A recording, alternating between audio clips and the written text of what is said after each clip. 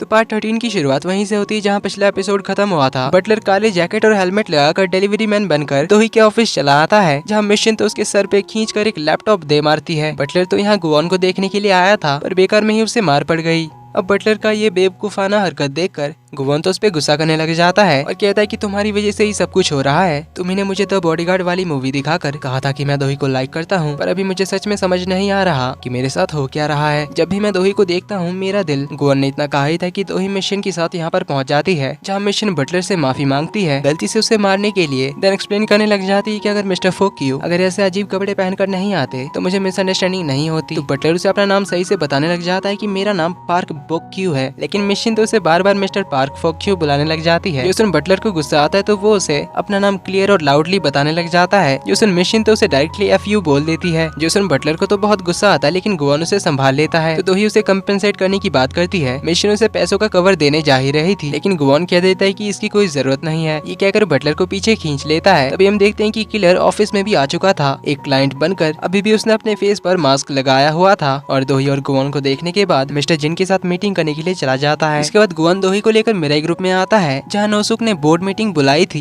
तो सुवा नोसुक को बताती कि मैं तुम्हें वोट करूंगी, पर चेयरमैन बनने के बाद अपना प्रॉमिस याद रखना और मेरी कंपनी में इन्वेस्ट करना। और वैसे मैं भी नहीं चाहूंगी कि हमारी कंपनी किसी बाहर वाले को मिले। नोसुक कहता है चिंता मत करो, मैं सब कुछ संभाल लूंगा। तो सबसे आखिर में जूसेओक भी यहाँ पर पहुँच जाता है, जिसके आते ही मीटिंग शुरू होता है, जहाँ बोर्ड ऑफ डायरेक्टर्स का हेड आज की मीटिंग का एजेंडा बताने से पहले सभी को हाथ में वोटिंग मशीन लेने के लिए कहता है। इसके बाद एजेंडा बताया जाता है कि मैडम जू के बड़े बेटे नोसुक को चेयरमैन बनाने का, इसके लिए सभी को वोट करने को कहा जाता है। तो टोटल 18 बोर्ड मेंबर्स में से दोही और जूसेओक को छोड़कर बाकी सभी चाहते थे नोसुक को चेयरमैन बनाना। इस तरह नोसुक एक्टिंग चेयरमैन बन जाता है। जब तक दोही मैडम जू का कंडीशन पूरा नहीं करती तब तक तो सब लोग नोसुक को कांग्रेचुलेट करने जाते हैं, पर दोही जो इस फैसले से बिल्कुल भी खुश नहीं थी, जूसेओक के साथ जाने लगती है। पर तभी उसके सामने सुआन आ जाती है, जिससे जूसेओक बात करने आता है। ये देखकर सुआन कहती है कि आखिर तुम्हें कितने बॉडीगार्ड्स चाहिए, तुम्हें आखिर किस बात का डर है, जरूर कुछ गलत काम किया होगा तभी इतना डर रही हो। जूसेओक उसे रोकने लग जाता है। दोही उसे रोकते हुए कहती है कि डोंट वरी, ये भौंकने वाले कुत्ते काटते नहीं। तो सुआन कहती है कि अभी अपने आप को दिलासा भी देने लगी, क्योंकि अब तो कोई भी तुम्हारे साथ नहीं है। तो वो जूसेओक को भी कहती कि अपने होश ठिकाने पर लाओ, तुम हमारी फैमिली में से हो तो इसे क्यों सपोर्ट कर रहे हो। ये वही लड़की है जिसने हम सभी से सब कुछ छीन रखा था, पर आगे मैं इसे हमारी कोई भी चीज छीनने नहीं दूंगी, भले मुझे इसके लिए कुछ भी करना पड़े। जिस पर दोही कहती कि फिर तैयार हो जाओ, क्योंकि बहुत जल्द ही तुम्हारा ये सपना टूटने वाला है। तो इनके बीच गर्मा गर्मी का माहौल देखकर नोसुक यहाँ पर आता है और दोही के सामने अपना ड्रामा चालू कर देता है कि अगर अभी हमारी मॉम हमें ऐसे देखती तो उन्हें बहुत दुख होता, हम एक फैमिली है। पर सुआन कहकर जाती कि ये हमारी फैमिली कभी नहीं हो सकती। तो जूसेओक नोसुक से कहता है कि कितनी जल्दी ये सब हो गया ना, आप एक्टिंग चेयरमैन बन गए। नोसुक कहता है कि सिचुएशन की डिमांड थी, किसी को तो जिम्मेदारी संभालनी ही थी। तो दोही कहती है चलो थोड़े टाइम के लिए ही सही, मेरी तरफ से आप कंपनी संभाल लेना। तो नोसुक उसे कहता है कि जल्दबाजी मत करना, क्योंकि जल्दीबाजी में गलती होने के चांसेस ज्यादा होते हैं। और शादी जैसे सेंसिटिव मैटर में इतनी जल्दबाजी बिल्कुल नहीं करना चाहिए, क्योंकि ये तुम्हारी लाइफ का सवाल है। तो अपने लिए अच्छा सा एक पार्टनर ढूंढ लेना, उसके बाद ही शादी करना, और कंपनी का टेंशन मत लेना, मेरे ग्रुप को संभालने के लिए मैं तो हूँ ही। दोही कहती ये भी सही है, पर मैं आपको ज्यादा वेट नहीं कराऊंगी, आपके कंधों से मेरे ग्रुप का बोझ मैं जल्दी ही हल्का कर दूंगी। तो नोसुक कहता है कि फिर अपनी शादी का इन्विटेशन मुझे भेजना मत भूलना, मैं तुम्हारी फैमिली की ओर से तुम्हारी शादी को अटेंड करना चाहूंगा। तो इस एटीट्यूड भरी कन्वर्सेशन के बाद नोसुक चला जाता है। जाते हुए म्योंग दोही से कहता है कि तुम्हारे हाथ का वो टैटू काफी अच्छा है, तुम पे अच्छा लग रहा है। ये कहकर धीरे धीरे सब निकल जाते हैं। जूसेओक पूछता है कि तुमने टैटू कब कराया। दोही कहती है बस कुछ टाइम पहले। तो जूसेओक कहता है कि मुझे तुम्हें कुछ बताना है, क्योंकि हम दोनों कुछ अकेले बात कर सकते हैं। सीन कट होता है। मीटिंग रूम के बाहर गुआन दोही के बाहर आने का वेट कर रहा था। म्योंग बाहर आता है तो वो गुआन को अजीब तरह से घूरने लग जाता है। गुआन कहता है कि सब लोग तो बाहर आ गए हैं, दोही अंदर क्या कर रही है। तभी उसके पास सुआन आ जाती है, कहती है तुम तो मुझे जानते ही होगे। गुआन उसे भावना देते हुए कहता है कि नहीं तो सुआन उसे अपना बिजनेस कार्ड पकड़ाते हुए कहती है कि तुमने मेरा अटेंशन ग्रैब कर लिया। उस दिन सभी के सामने दोही का मैरिज प्रपोजल ठुकरा कर तुम मुझे कांटेक्ट कर सकते हो, क्योंकि तुम्हारे लुक्स, हाइट सब कुछ सही है। मैं तुम्हें फेमस सेलिब्रिटी बना सकती हूँ, तो क्या तुम मॉडलिंग करना चाहते हो। लेकिन गुआन कहता है कि मुझे इन सब में कोई इंटरेस्ट नहीं है, उसे इग्नोर मार के चला जाता है, क्योंकि दोही जूसेओक के साथ बाहर आ रही थी। जूसेओक गुआन से कहता है कि दोही ने मुझे बताया कि तुमने इसकी जान काफी बार बचाई है, इसके लिए तुम्हारा थैंक यू मेरी दोही का ख्याल रखने के लिए, और ऐसे ही दोही का ध्यान रखते रहना। पर ये मेरी दोही सुनकर गुआन के फेस पर जेलसी साफ नजर आती है। जूसेओक हैंडशेक करने के लिए उसकी ओर हाथ बढ़ाता है, पर गुआन उसे सुआन का बिजनेस कार्ड पकड़ा देता है, कहता कहता है कि मैंने ये सब तुम्हारे लिए नहीं किया और वैसे तुम्हें मुझे बताने की कोई जरूरत नहीं कि मुझे क्या करना चाहिए और क्या नहीं। ये सुन दोही जूसियोक से कहती कि इसकी बातें सुनने की जरूरत नहीं है, सो माइंड मत करना क्योंकि ये सभी के साथ काफी ज्यादा रूड है। ये कहकर वो जूसियोक को अपने साथ चलने के लिए कहती है। गुवोन पूछता है कि आखिर तुम कहाँ जा रही हो। दोही कहती कि हम दोनों को अकेले में कुछ बात करनी है। जो सुन अगेन गुवोन जेलसी के साथ कहता है कि अकेले में क्या बात करनी है। सीन कट होता है कंपनी के बाहर जहाँ कार के अंदर दोही और जूसियोक बात कर रहे थे और गुवोन को उन्होंने कार के बाहर खड़ा रखा था। जूसियोक उसे कुछ फाइनेंशियल रिपोर्ट्स दिखाता है जो पिछले 2 साल पुराने थे और इसी के बारे में पता लगाने में जूसियोक आज लेट हुआ। जूसियोक बताता है कि 2 साल पहले मेरे ग्रुप के नाम से एक बहुत ही महंगी शिप खरीदी गई थी एक फॉरेन के फर्म से। और अभी मैंने जब पता लगाया तो वो फर्म एक शेल कंपनी निकली जो सिर्फ पेपर में एग्जिस्ट करता है। असली दुनिया में उस नाम से कोई कंपनी ही नहीं है और ये अकाउंटिंग फ्रॉड मेरे ग्रुप के नाम से किया गया है। और इधर बाहर गुवोन तो सोच सोच कर परेशान हुए जा रहा था कि आखिर कब से ये दोनों अंदर क्या कर रहे हैं। वो तो गुस्से में कार की ओर देखने लग जाता है। जूसियोक बताता है कि मैंने पता करने की कोशिश की कि हमारी फैमिली में से कौन इसमें इन्वॉल्व है, लेकिन उन्होंने पहले ही सारे सबूत मिटा दिए थे, इसलिए पता नहीं चल सका कि इसके पीछे किसका हाथ है। पर मैं अपनी इन्वेस्टिगेशन कंटिन्यू रखूंगा क्योंकि मुझे यकीन है कि कोई ना कोई सबूत उन्होंने जरूर छोड़ा होगा। देन बाहर गुवोन को देखकर वो दोही से पूछता है कि उस प्रपोजल के बाद तुम दोनों के बीच ऑकवर्डनेस नहीं होती।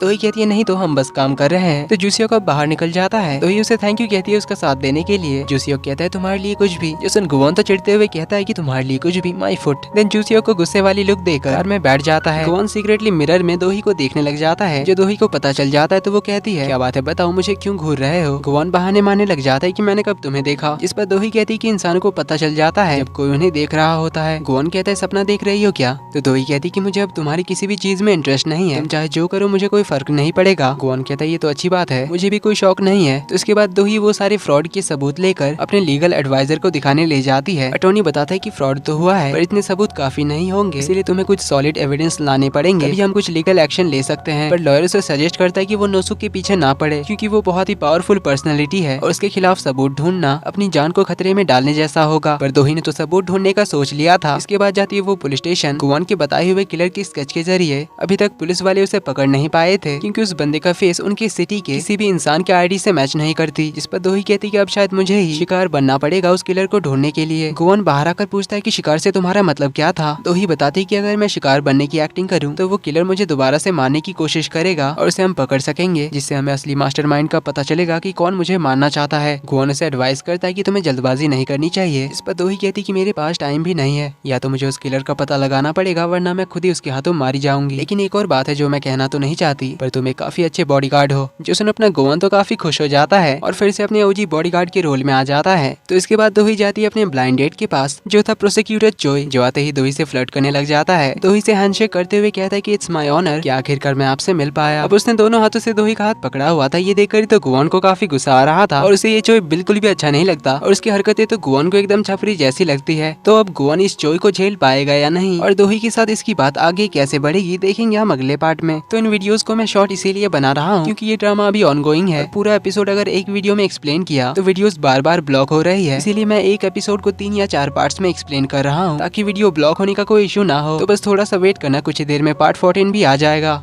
वीडियो पसंद आई तो वीडियो को लाइक कर देना, चैनल पर पहली बार आए तो do subscribe and hit the bell icon. जल्दी ही मिलते हैं अगले पार्ट में, तब तक के लिए take care and bye bye.